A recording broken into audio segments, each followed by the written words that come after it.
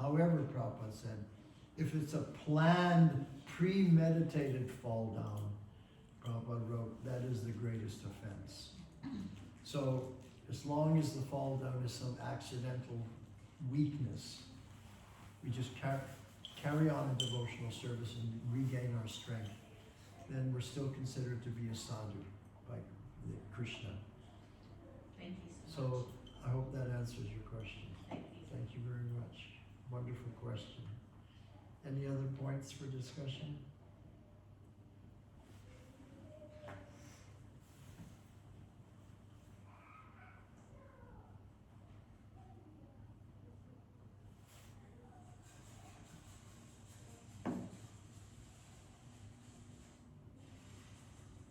Everything clear, no doubts. Clear as a bell. Good, wonderful. I don't think so. You can question, nobody can answer. Could you just remind me what, that was chapter 9, canto 9? Sorry? Which canto was that you were reading from? Oh, right now, Yes, please. today, this is Bhagavad Gita as it is, 9th chapter, text number 22. Thank you. But I was referring to another verse also, text number, let's see what number it is.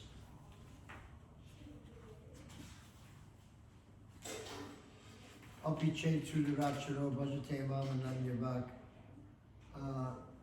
That's also in the 9th chapter. I don't have the exact number of that verse, Okay. Thank you. but well, I can find it out.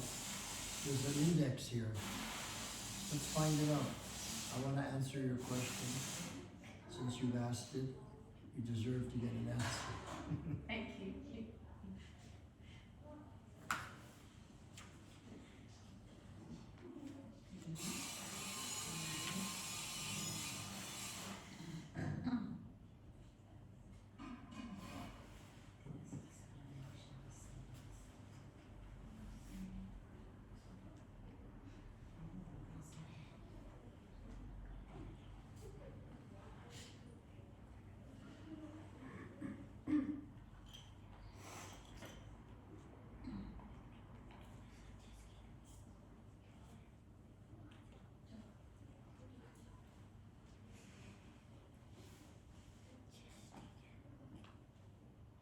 Well, I can't find it here in the index. That's okay. This is here it is. That was a general index, and here's the index of the verses. So I was looking in the wrong place. Please forgive me. Let me now see if I can find it. Here it is. No. 9:30. Here it is. Chapter 9, verse 30.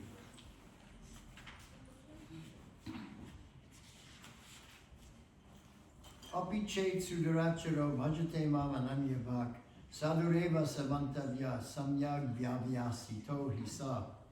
Even if one commits the most abominable actions, if he is engaged in devotional service, he is to be considered saintly because he is properly situated.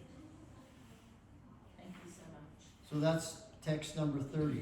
So in chapter 9. So today we looked at text number 22, and we also discussed text number 30. So if you want to get references, you can look for those in the books. Thank you very much. Hare Krishna. I have a question. Yes. Yeah. So how do you differentiate spiritual life in this material world? I mean, Okay, I How- can't how- hear you. How do how- you differentiate which? differentiate spiritual world in this material world. Like we are doing everyday work. How do you do that? How do we differentiate material work from spiritual work? Is that what you're saying? Yeah, whatever. Yeah. Okay. So people think that I have a job, and I go to my job, and I'm only there to get money to support my life and my family. Yeah. And they think that that's not spiritual life. It's material life. So they say, oh, I have to work, I can't be a devotee full time. Yeah. But this is a misconception. What does it mean, spiritual life? And what does it mean, material life? Spiritual life means that everything is connected to Krishna. And material life means not connected to Krishna. So, and it's based on our work, on what we're doing. So, if we have a job, and I'm working for some company, now, the results of that work is the money that I get. The money that I receive as a salary represents the work that I've done. So I don't know what the salaries are like here in New Zealand, but let's say you get $1,000, what is it, a week or a month? Which is realistic? It's not enough. A week. It should be a week. A week, $1,000 a week. That means I worked for 40 hours and I got $1,000. So that $1,000 represents 40 hours of work.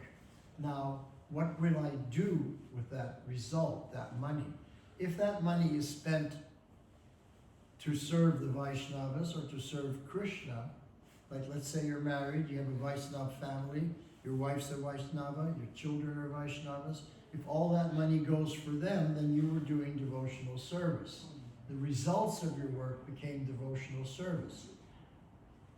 Or if the money goes for the temple, or for Krishna, or for Janmashtami, for a festival. So the results of all your work, if it's connected to Krishna, means your work was connected to Krishna. Now you may not have been thinking of Krishna at that time while you were working in the job, but all you have to do is tweak your consciousness. The next time you go to work, realize that what I'm doing here on this job is to get money for service to the Lord and the Vaishnavas. Now, once you've corrected your understanding that this is not mundane, that I'm doing it for the benefit of, I'm doing this austerity of working at this job that I hate, but the results will be used for the service of the Vaishnavas or the Lord. So you just think like that. And then the results of that, which is the money, you spend it for the Vaishnavas, your family members are Vaishnavas, for the Lord, for the service of the Lord, for the festivals, for the Janmashtami, for the Bhoga, to offer prasadam like that. So then, all that work, which the money represents, was done for the service of the Lord. It's connected to Krishna, then it's devotional service. So we have to understand that devotional service is not done with the hands and legs. Devotional service is done with the heart and soul. And when your heart and soul is focused on service to the Vaishnavas, my family members, if they're Vaishnavas, then it's service to the Vaishnavas and service to the Lord. Then the money that comes from the job represents the devotional service you did. That work, that energy that you put out is going to go for the benefit of either Vaishnavas or the Lord directly. So for us, we don't have a material life and a spiritual life, Prabhupada explained. Our whole life is only spiritual because everything, all our consciousness, our heart and soul, whatever work that we do is for either to benefit the Vaishnavas or to benefit the Supreme Personality of Godhead. Once we understand that, we have the proper perspective, then our whole life is spiritual. There is no material aspect to our life anymore. Hare Krishna. Hare Krishna. Clear? Yeah.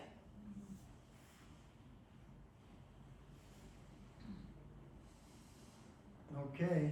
Thank you very much for coming. Oh, you have a question? The verse that the verse says that Krishna carries, he preserves what you have, Yeah. and he carries what you lack. Right. That's what it says right here. Yeah. So what if the situation is that you gave the example that you have 90% and Krishna carries 10%. Yeah. What if you only have 10%? If you have very little, will Krishna carry a lot? Well, the thing is this, Krishna makes that decision. Krishna would like to see that you make advancement. And I gave the analogy of the child. So if the mother sees that the child, that never learns to walk, he gives up. For some reason, he's never able to make progress, and he's never able to walk. He remains a cripple his whole life. Then she has a different perspective than if he was successful. So Krishna has a different perspective. He sees that we didn't make any advancement in this life, but I'll give you another chance. In the next life, you carry on from where you left off, and to carry on and keep on going. So Krishna will arrange that we take birth in a Vaishnava family or a family where we have a better opportunity to get trained up, to get an education, and to become more serious in devotional service. So it may appear to be a failure in one life. I couldn't go past 10%, but maybe in the next life I can come up to 60 or 70 or 80% or 90%, whatever. So Krishna will keep giving us chances to come up to a reasonable level that we persevered and we were able to accomplish. We have to accomplish something. We can't do nothing and expect Krishna to do everything for us. That's not going to work. So the 10%, Krishna's going to say, okay, I'll give you another chance. At 90%, and he's pleased, okay, you did really well. I can handle the other 10%, no problem. Clear? Yeah. So we can't take advantage